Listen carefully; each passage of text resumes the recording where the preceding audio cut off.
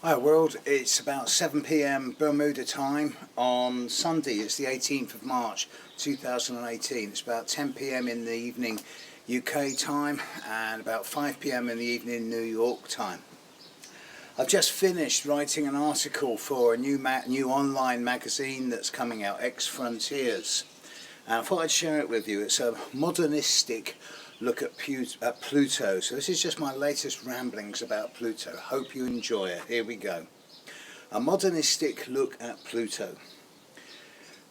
Pluto was discovered on February the 18th, 1930, just over 88 years ago. Although its orbit is 248 years, it moves in an eccentric pattern, spending 30 years in Taurus, yet only 11 years in Scorpio and Sagittarius. Since it was first spotted, Pluto has completed fractionally over half an orbit and is now within 1 degree of the opposition to the place that it was at its discovery. The mythological line of Pluto is clearly defined.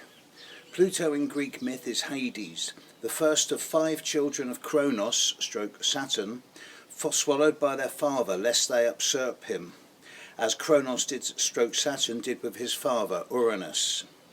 Freed by his youngest brother Jupiter, in brackets Zeus, Pluto, Jupiter and the third brother Neptune divided the firmament between them, with Neptune taking the water world, Jupiter taking the overworld and Pluto taking the underworld. Gradually the ideas of Hades and Pluto became separate, with Hades eventually becoming Pluto's domain. From an early date, Pluto's astrological values became clearly defined and have developed since that time. From a challenging perspective, Pluto has always been the planetary influence that deals with obsession and compulsion, intensity and extremes, as well as ideas of pain through crises and trauma. At a neutral level, Pluto deals with purging, detoxing, cleansing, purification and elimination, whilst from a positive perspective, Pluto is transformation and regeneration. The caterpillar changing into the butterfly, the snake shedding its skin, and the phoenix rising from the ashes, reborn through crises into a cleaner and clearer position.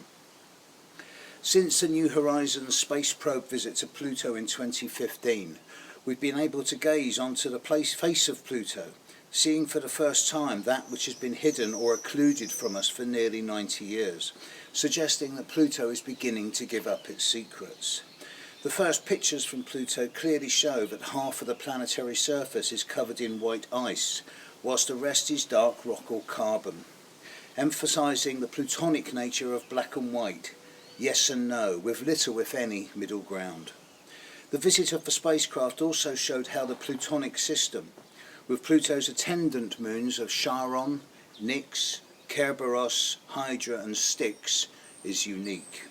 Charon orbits Pluto twice, for every one time that Pluto orbits Charon, creating a kind of binary system with an absolute void at the centre.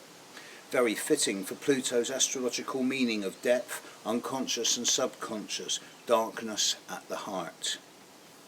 Recent discoveries of Pluto are pushing us to a new understanding of our own unconscious. With the advent of both personal and transpersonal psychology, individuals are being encouraged to go into their own personal dark and explore it, safe in the knowledge that there are no monsters in the caves of the unconscious, only dark. By going into these caves and bringing light into the dark, and then returning and bringing dark into the light, we are creating a more unified and integrated sense of self. There cannot be light without also dark. They are equal and opposite. As we become more aware of our own psychology, so we become more self-empowered to make decisions for ourselves that eliminate doubt. Merciless and mercenary are cruel and callous words, with no room for empathy or compassion. But ruthless is just yes or no, black or white with no middle ground. The position of Pluto in our individual birth charts is increasingly making us aware of our capacity for elimination and purging of self-doubt, and the vacuous through being ruthless, whilst retaining the capacity for empathy and compassion. Pluto is beginning in certain astrological circles to be seen as the dark feminine as much as the dark masculine. A strong Pluto in your chart basically means that you don't burn out. You keep going when everybody else falls by the wayside. You make and take the hard choices that others won't or can't. Pluto is setting you free and breaking your heart at the same time, to quote ABGT. It removes the capacity for doubt and elevates consciousness to a position of certainty, even if that certainty makes you realise things about yourself that aren't very nice. It takes you above and beyond the confines of normal emotional space and time, creating a worldview that is absolute. Many people make the mistake of identifying the astrological Pluto with the notion of being powerful, but that carries with it the idea of owning power, which in time will corrupt and twist the individual into the dark and negative side of Pluto, the manipulator and the power broker.